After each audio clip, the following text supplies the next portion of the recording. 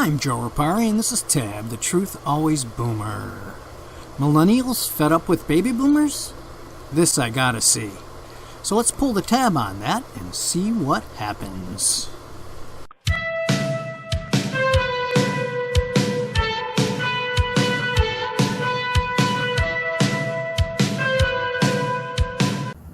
Hello, ladies and gentlemen.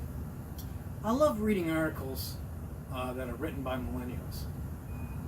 They're usually pretty funny, and they crack me up, and I enjoy them. So let's check this one out, shall we? So let's check out this article by Rose Burke titled 7 Times Millennials Got Fed Up and Let Baby Boomers Have It. Sounds interesting. Under the category of social humor. Well, I'll admit, yeah, this was absolutely hilarious to me. It cracked me up. So let's get started with this tweet here by Luca Lush. This is just a little teaser before we get into the other 7 times. So, it starts out by saying, Baby Boomer says, why are there holes in your jeans? You rip those yourself?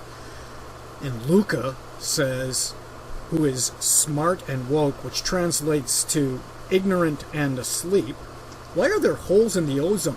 You rip those yourself? Nope, that was a multi-generational thing. As a matter of fact, since the Montreal Protocol on Substances that debated the ozone layer, which was in 1987 when most of you older millennials were like 1 to 3 years old and still shitting yourself and spitting up your lunch, the baby boomers were hard at work fixing the ozone layer. Atmospheric levels of ozone depleting substances, ODSs, rapidly increased before the implementation of this protocol. The atmospheric levels of nearly all these substances have declined substantially in the last 20 years after this Montreal Protocol. And continued declines in ODS emissions are expected to result in a near complete recovery of the ozone layer. So, instead of thanking the baby boomers for helping fix the ozone layer while, the millennials weren't born yet and, like I said, shitting themselves and spitting up their lunch, we get this nonsense. But that's okay. Let's see what Rosie the Millennial has to say. Baby boomers have had it out for millennials from the moment we received our college degrees and started gunning for their jobs. Ooh, gunning for our jobs. That seems to be rooted in some kind of drug-induced haze. I've never seen a millennial gun for any baby boomer's job. First of all, they can't do any of the baby boomer jobs. But anyway, they say we have it easy. We're entitled and spent all our time staring at our cell phones, and I'll add, playing video games. We live with our parents well into our 30s and put avocados on everything. They love to crap on us for things they simply don't understand. Whoa! Back that safe space up there, Rosie. Let's see, what don't we understand? That you're entitled? Oh, we definitely understand that. You spend all your time staring at your cell phone and playing video games? Oh, we certainly understand that because you're doing it in our basements. We live with our parents well into our 30s. Yeah, we understand that because we're the parents you're living with. And you put avocados on anything. I can attest to that. I hate avocados, so I never pay attention. So yeah, we kind of understand all those things. So then she says, here's a look at the blah, blah, blah. So we're going to get into the 7 times that millennials got fed up and let baby boomers have it. Sounds like a lot of whining going on right from the start here. Stop whining. Your kids are soft. You lack discipline. So now let's get into the 7 times millennials got fed up and let baby boomers have it. This is a cute little anecdotal article garnished with clueless tweets from the likes of Luca. But it's a learning moment for the millennials, and it's a chance for me to laugh, and I've heard that laughing is good for you. So let's start out with number 1, shall we? Reminding them who ruled the housing market. This is by The Sun, the Moon, and This Bitch. So this person's preferred pronoun is bitch. So this bitch says, if I had $1 for every time a baby boomer complained about my generation, I'd have enough money to buy a house in the market they ruined. really. Let's see what Rosie the Millennial has to say. Millennials are stuck living with their parents because the cost of housing has more than tripled over the last few decades, while salaries certainly have not. Well, let's look into that, shall we? Just a second here while I adjust my computer, and let me pull up this chart for you. I use this chart a lot of times in videos I make because it's 20 years of price changes in the United States. So she talked about wages not going up. But if you look at the chart, the average hourly earnings are outpacing the price of housing, also the prices of food and beverages, and a lot of other things. So basically, wages have gone up at a faster pace than housing. And I also love this article by the Wall Street Journal. I'll read the last sentence for you because that pretty much sums up this whole article. In June, that's June of 2019, wages and salaries grew at an annual rate of 5.5%, which is a rocketing 4.1% after adjusting for inflation. Wow, that's pretty cool. And this is for the 99% who get a bigger raise. This is not the 1%, the bazillionaires. This is the average everyday person. Millennial, baby boomer, whatever.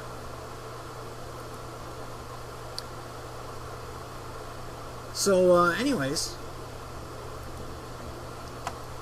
So salaries certainly have not. No, not really. Not to mention all the student loans we have to pay off. They're the ones who have to pay off student loans? That's a fallacy. Check this out. A recent analysis of American debt revealed a startling shift.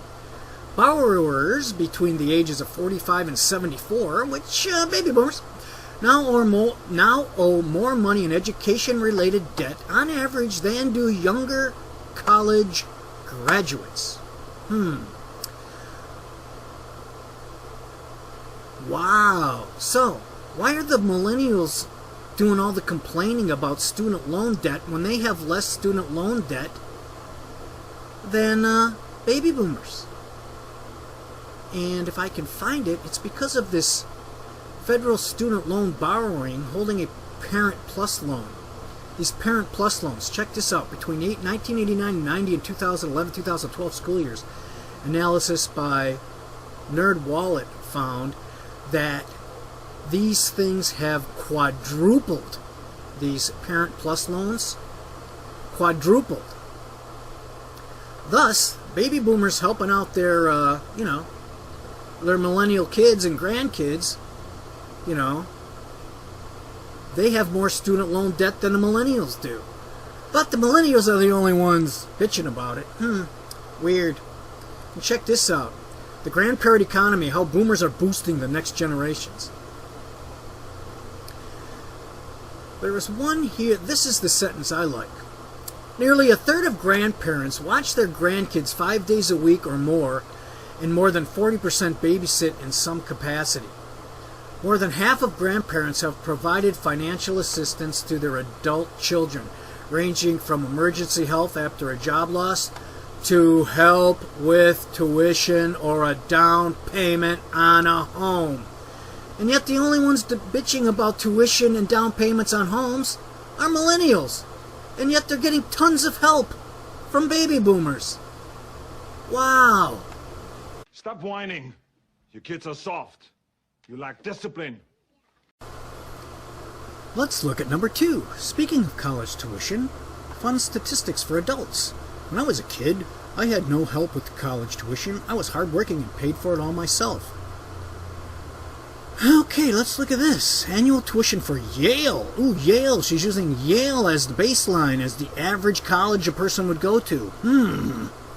1970, blah, blah, blah, into to a blah, blah, blah, minimum wage, blah, blah, blah, minimum wage, 2014, $7.25, daily hour, blah, blah, blah, 4.8, daily hours at a minimum wage needed to pay for tuition in 2014, 17.3. No. We're not going to let you get away with using Yale as the baseline or the average college costing $45,800. No, we're not going with that. We're going to go with this. According to the American Association of Community College, the average yearly cost of tuition and fees for community college students in the U.S. is $3,347, compared to an average cost of $9,139 at a four-year college. Oh, $9,139. Woohoo! So, let's check this out. Let's use her chart and plug in $9,139 here.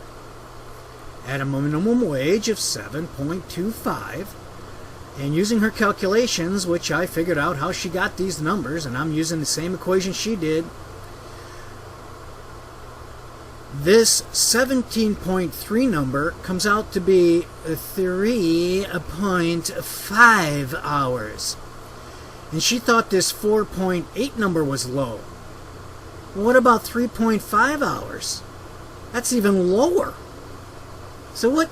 You can't use these inflated numbers. So basically, a millennial has to work 3.5 hours a day to pay for their average tuition cost. And if you look at this, check it out. The median monthly student loan payment, among those not in deferment, $222. Now, whose middle class income is $222 straining? Come on, give me a break, will ya? So not only do they basically only pay $222 a month, they basically only got to work 3.5 hours a day to pay for that. So, whatever. This doesn't hold any water. Stop whining. You kids are soft. You lack discipline. Before we get on to number 3, I just want to see what Rosie, the millennial, has to say about this. Being able to pay for college tuition on minimum wage is certainly something to brag about, but also quite impossible these days. Nope, I just proved it's not impossible. Sorry. Let's go on to number 3. Killing our dreams. When we were kids, they told us we could grow up to be anything. Now they laugh at us for trying. No, we're not laughing at you for trying. We're laughing at you because you thought you could go to college, get a degree in lesbian dance theory, or Bohemian art theory, or Botswana language theory, and get a job paying 6 figures with those degrees. That's what we're laughing at you for. We were kind of stupid for letting you do that. But that's kind of what we're laughing at you about. Not that you went to college and tried. That was a good thing. Baby boomers have been killing our dreams one condescending comment at a time. No. We were pushed to further our education, told we could do anything, be anything. Joke is on us. Well, yeah, the joke's on you because of the damn lesbian dance theory courses they're offering. And social justice warrior theory, or whatever the hell these humanity degrees are called. Get the hell out of that section of the college and go to the STEM section, will ya? Jeez. Here, I'll give you some examples. I know 3 millennials who just graduated from college within the last 2 years. One of them just graduated last week. The first one, right out of college, 1 month after he graduated, got a job at Verizon, making really good money. Second, well, the first kid had a degree in engineering. Second kid, degree in psychology. Got a degree at a child development center, and he's doing well. Third, who just graduated, she's going to be working at John Hopkins in the physics department. She's moving to Baltimore. She's going to be doing very well. So, again, shut up, quit whining. Stop whining. You kids are soft. You lack discipline. Let's look at number 4, shall we? How to confuse a millennial. Oh, no picture taking. They love to take pictures of themselves, don't they? And if you tell them not to, they get all confused and they go to their safe space. But let's see what Rosie the Millennial has to say. We might still be living with our parents or stuck in a 2-bedroom apartment with 5 people. But you don't have to rub it in. No, we don't rub it in. It's a learning opportunity for you. And we kind of like to point that out. Because, you got a degree in lesbian dance theory or Botswanian language theory, you're going to live in a 2-bedroom apartment with 5 people. It just encourages us to laugh at you while you're being forced to retire early because you're being paid $90,000 for a job that any millennial would gladly do and do better for $40K. Such is life. Well, let's back that pronoun truck up a minute here. Let's see, I made $90K and more for my entire career. And when I retired at 60, which was not early, it was just time to retire, they replaced me with another baby boomer. And there were like, I think, 8 to 10 interns who were all millennials. And, yeah, they couldn't do my job. Not even close. They didn't have a clue. And, so I'm not sure what you're laughing at here. We're not being forced out. We're not retiring early. We're retiring at normal age. And so what I think's happening here, Ms. Rosie the Millennial, is that you guys are a little bit jealous and envious of the baby boomers. Because according to insights by Nielsen Marketing, in less than 5 years, 50% of the U.S. population will be over the age of 50. They'll not only control 70% of the nation's disposable income, but they also stand to inherit $15 trillion in the next 20 years. Woo! That's a lot of money, ain't it? And as baby boomers become increasingly social media savvy, they'll be able to put their money towards whatever's trending. Ooh, the baby boomers will be able to put all that money towards what's trending. Not you millennials, the baby boomers. As a result, they may become the key to the success for many brands. Uh-oh. Stop whining. Your kids are soft. You lack discipline. Well, on to number 5. On writing in cursive, Zach Whalen says, I love baby boomers who say kids don't even know how to write cursive in a negative way. Like, okay, Grandma, you can't even turn your laptop on without getting 6 viruses and wiring half your retirement money to a Nigerian prince. Well, that's a bunch of horse shit. Let's see what Rosie the Millennial has to say. Teachers might not be showing kids how to write in cursive anymore, but is that really a necessary skill? Sounds like it could be something that is taught in an after-school program or some kind of free course online. Well, let's look at it this way. It's kind of a necessary skill when you have to sign your name to a will or to a contract or to a check. You know, people still write checks, and checks are still viable these days. I mean, you don't necessarily have to have them, but in some cases they're necessary.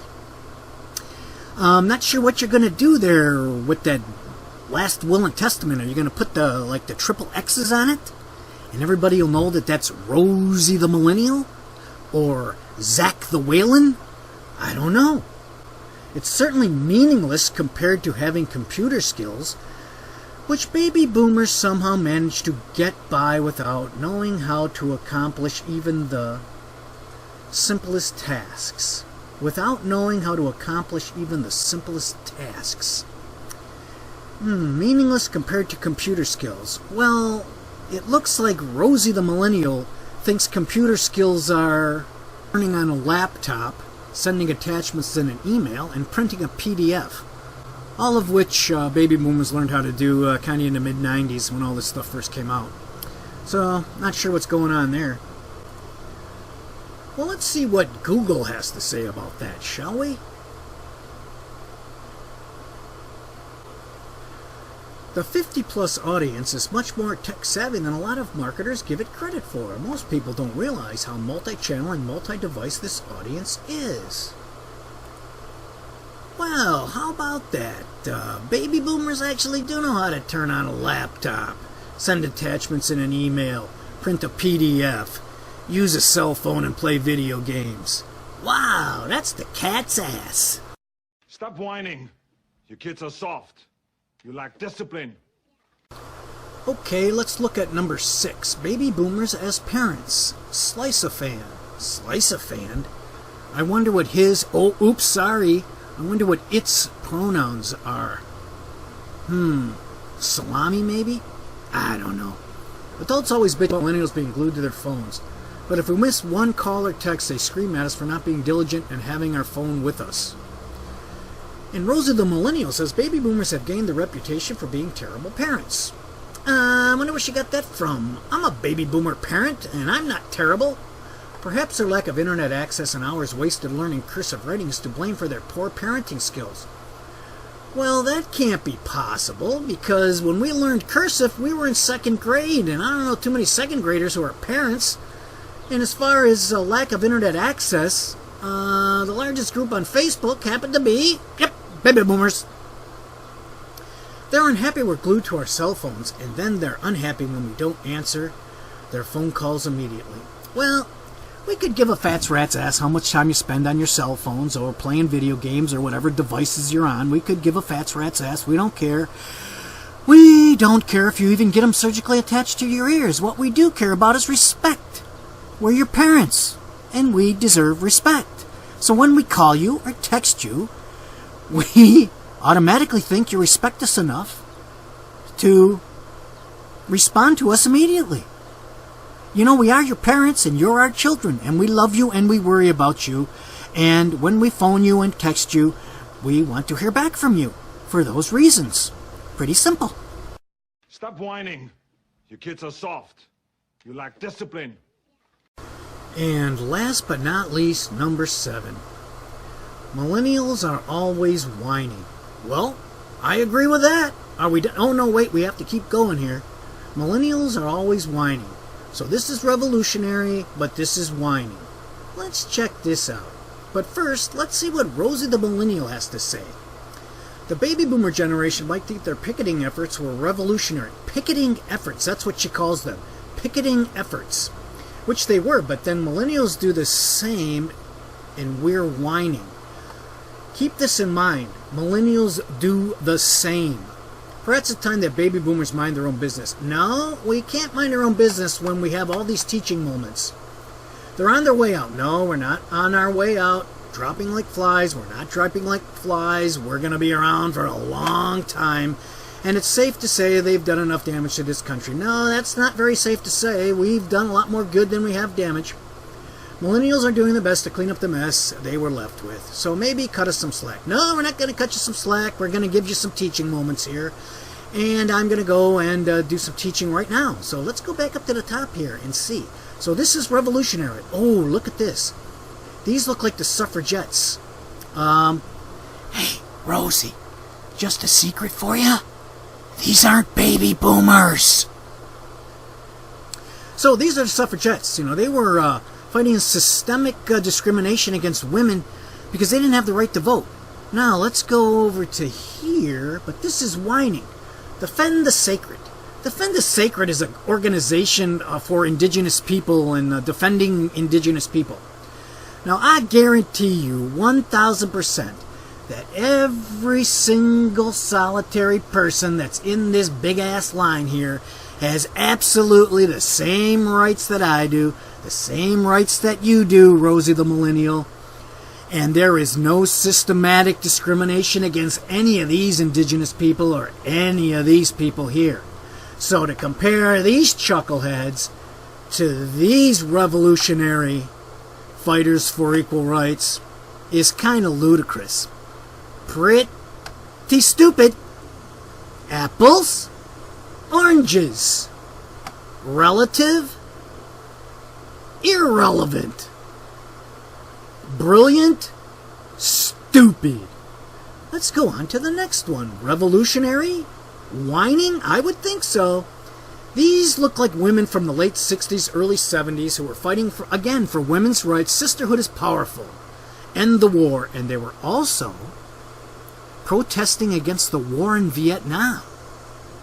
You know, the war that all the high school seniors who were male had to worry about because they were going to get drafted and may have to go fight in the jungles of Vietnam against the Chinese and maybe get killed. That's what were on the minds of senior high school students back then. Now let's go over to here and see what's on these millennials' minds. Love trumps hate. Oh my goodness. The president said something they didn't like, so they all need a safe space.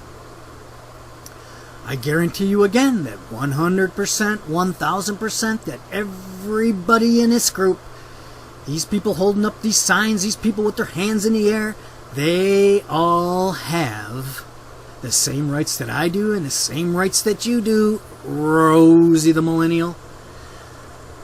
There's no war that these young millennial males are getting drafted into to give their life for. They're just looking for something to do on a Saturday afternoon to fill their time when they're not playing video games or talking on their cell phone. This is ludicrous. To compare these pioneers to these chuckleheads, again, is freaking stupid. This doesn't mean anything. This actually meant something. And last but not least, this is the god-awfulest. This is a disgrace, actually. But it is funny. As I said before, this is social humor. I crack up at these millennials because this just shows you how clueless they are. Look at this. These are black people in the 60s protesting systemic racism in the schools. Segregation, where blacks had to go to separate schools than white people. They were being kept out of schools by the government. This is systematic racism at its finest. This has all changed because we learned our lesson. Now let's go over to here to these whiny little bitches. Don't award homophobia. There's no such thing as homophobia. There's nobody discriminating against homosexuals or gays or lesbians or trans people. Give me a break. This rainbow flag, what a bunch of bullshit. They're not being discriminated against. This is laughable. That's why I like looking at these articles. It's funny as hell. Makes me laugh. They have the same rights as everybody else does. Nobody's discriminating against them. There's no systematic governmental discrimination against these people. Didn't they just get the right to same-sex marriage? Give me a break. So to compare these chuckle-headed knuckleheads to these pioneers and these revolutionaries who were protesting about segregation in the schools, and these chuckleheads who are protesting, I don't even know what they're protesting. Don't know what they're saying. All I know is... Stop whining. You kids are soft. You lack discipline. Well, hope you enjoyed that video. It's not the millennials' fault that they're clueless about everything except talking on their cell phones and playing video games. But give them 10 or 20 years. They'll understand. They'll get the hang of it. And that's it for now. If you enjoyed this video, give it a thumbs up, subscribe. Don't forget to hit the notification bell. Comment if you like. It would be greatly appreciated.